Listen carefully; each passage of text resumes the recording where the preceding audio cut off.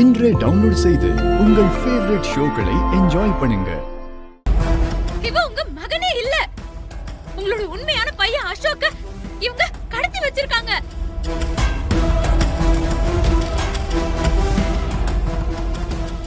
ரவுடிங்க கஸ்டடியில இருந்து அவரை கொலை பண்ண பாத்துருக்காங்க. அந்த உண்மையான அசோக்க விஷால் தான் காப்பாத்தி ஹாஸ்பிடல்ல சேர்த்திருக்காரு.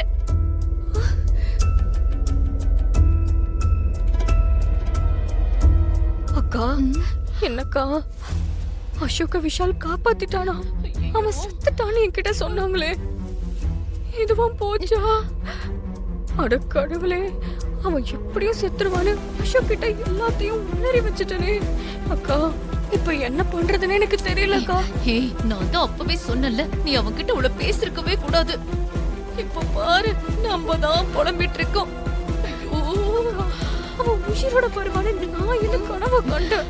ஆமா, இந்த பேச்சுக்கெல்லாம் ஒண்ணும் குறைச்சல் இல்ல. உண்மையான அசோக் வந்தா என்ன ஆகுன்னு கொஞ்சம் யோசிச்சு பாரு. என்னங்க, இவ பேசுறத கேட்க கேட்க எனக்கு ஒரே பதட்டமா இருக்குங்க. ஏய் செய், என் பொண்ணுக்கு எந்த நல்லதும் நடக்க கூடாதுன்னு எப்ப பார்த்தாலும் நினைச்சிட்டே இருப்பியா நீ? அதுக்குதான் இந்த மாதிரி பிரச்சனை எல்லாம் கொண்டு வந்துட்டு இருக்கியா? ஐயோ சித்தி, நான் சொல்றது கொஞ்சம் நம்புங்க. இவ அசோக் இல்ல, இவ ஒரு ஃப்ராட்.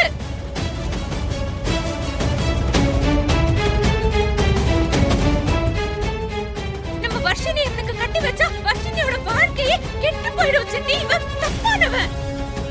சமந்தி, இவ இப்படிதான் டிராமா பண்ணுவா. இவளை நம்பவே நம்பாதீங்க.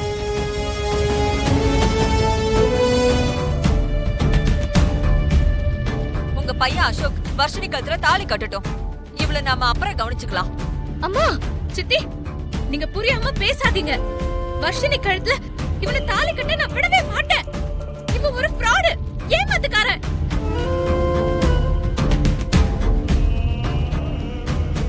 ஏய், திரும்ப திரும்ப போய் சொல்லாத. அத்தை ப்ளீஸ், அத்தை ப்ளீஸ் என்ன நம்புங்க. நான் சொல்றது சத்தியமா உண்மை. நான் நம்பவே மாட்டேன். நீ சொல்றதெல்லாம் போய்.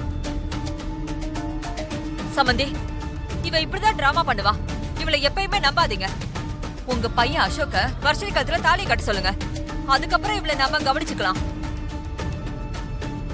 மாப்ள, நீங்க மேடைக்கு போய் என் பொண்ணு கழுத்துல தாலி கட்டுங்க. நான் உங்களை நம்புறேன். சமந்தி, மா வேண்டாமா. சமந்தி, நீங்க மேடைக்கு வாங்க. மாப்பிள்ளை என் பொண்ணு கழுத்துல தாலி கட்ட சொல்லுங்க. என் பொண்ணோட வாழ்க்கையை கெடுக்க பாக்குறா இவ.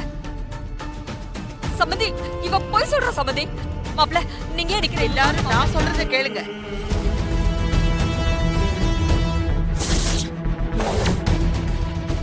இசை சொல்றதெல்லாம் உண்மைதான்.